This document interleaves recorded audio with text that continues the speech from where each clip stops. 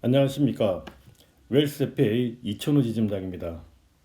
오늘은 저금리 고세금 시대 자산가라면 피할 수 없는 상속세를 가장 효과적으로 준비하는 방법을 알려드리도록 하겠습니다. 다음에 보이는 표는 소득세율과 상속증여세율입니다.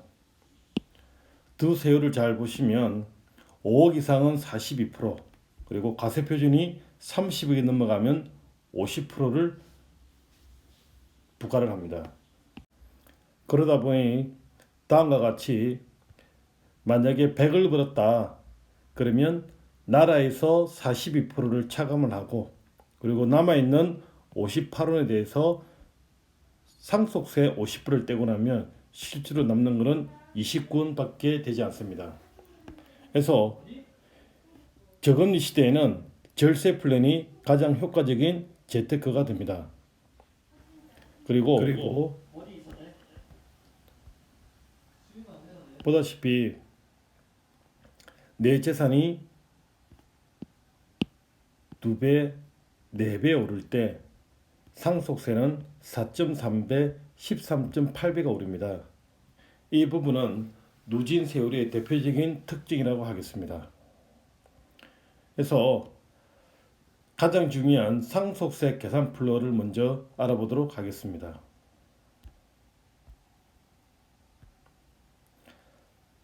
상속세 계산을 할 때 가장 중요한 부분은 내가 받은 상속재산이 시가가 있는지, 그리고 시가가 없다면 기준시가는 얼마가 있는지를 먼저 잘 파악을 하는 것입니다. 또한 사망하기 10년 이내에 한 정의자산은 다시 상속재산에 다 포함이 됩니다. 그리고 이 재산에서 공제를 빼는데 자녀와 배우자가 있다면 일괄 공제 5억과 배우자 공제는 최소 5억에서 최대 30억을 빼주는데 실제로 상속받은 지분을 빼줍니다. 이 공제를 빼고 남은 금액이 과세 표준이 되고 여기에 상속세를 곱하면 납부할 세금이 나옵니다. 자, 이 부분을 실제로 계산한 사례를 연습을 해보도록 하겠습니다. 아파트가 30억, 3주택 30억이 있고요. 은행 예금이 10억, 상가는 15억, 토지가 5억이 있다고 가정을 하겠습니다. 여기서 상가와 토지는 시가는 35억이지만 주로 매매 사례가 없다 보니까 기준시가 20억으로 정했습니다. 배우자와 자녀 2명이 있습니다. 그러면 일단 상속재산은 합산해서 60억이 되고요. 여기서 자녀가 있기 때문에 일괄공제 5억, 배우자는 배우자가 최대 지분 다 받았다 가정했을 때 25억을 빼줍니다. 그리고 은행 예금 10억에서 20%, 2억 원을 빼면 과세 표준이 28억이 되고 10억에서 30억은 40%니까 40% 누진공제 1억 6천을 빼면 상속세가 9억 3,120만 원이 냅니다. 이 부분을 6개월 내에 납부를 해야 됩니다. 그러면 이 상속세 9억 3,120만 원을 가장 효과적으로 내는 방법이 무엇일까? 이 부분은 이미 국세청 절세 가이드에 나와 있습니다. 국세청 절세 가이드 2014년도에 보시면 상속세는 보험으로 내는 게 가장 좋다라는 말이 나옵니다. 그 이유가 첫 번째, 어떤 시점에 사망하더라도 약정한 보험금은 무조건 나오고요. 두 번째, 목돈이 아닌 일상적인 보험료 지출로 저렴하게 준비를 할 수가 있습니다. 그리고 피보험자가 사망 시에 약정된 금액을 금리에 관계없이 무조건 받기 때문에 손실의 우려가 전혀 없습니다. 또한 주식과 채권과 달리 매매 타이밍에 따른 손실도 없고요. 그리고 만약에 부동산이나 이런 쪽으로 내가 자산이 되어 있으면 금매라든지 또는 세금을 떼고 남는 부분이 없다 보니까 그런 위험들이 전혀 없고요. 그리고 마지막으로 이 부분이 가장 중요한데, 보험계약 관계자 설정을 잘하면 상속재산에 한 푼도 포함되지 않을 수가 있습니다. 이 부분을 좀 더 자세히 보도록 하겠습니다. 자, 만약 내가 5억을 투자해서 10억이 벌었다고 가정을 하겠습니다.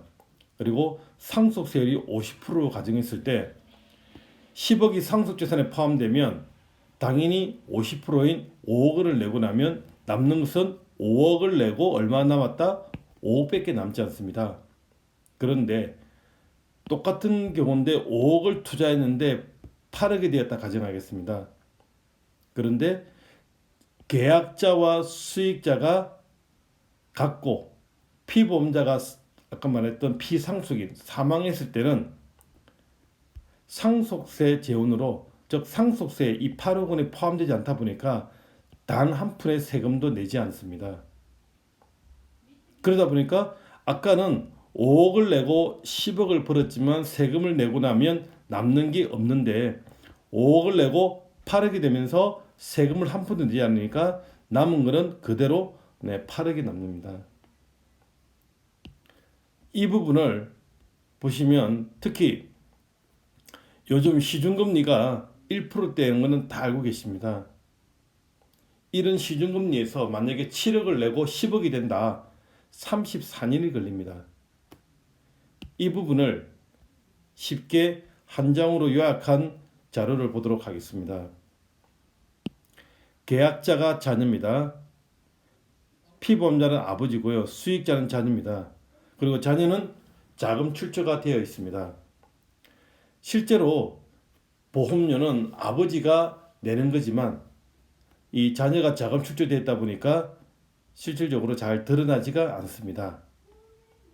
자, 그러면 보시면 먼저 월 836만 원씩 총 납입을 하면 7억 224만 원이고요.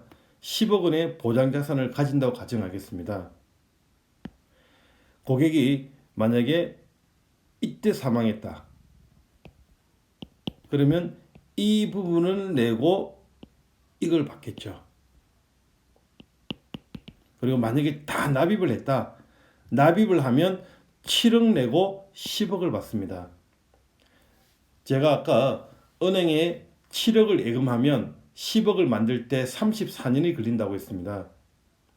그런데 이 상품 같은 경우는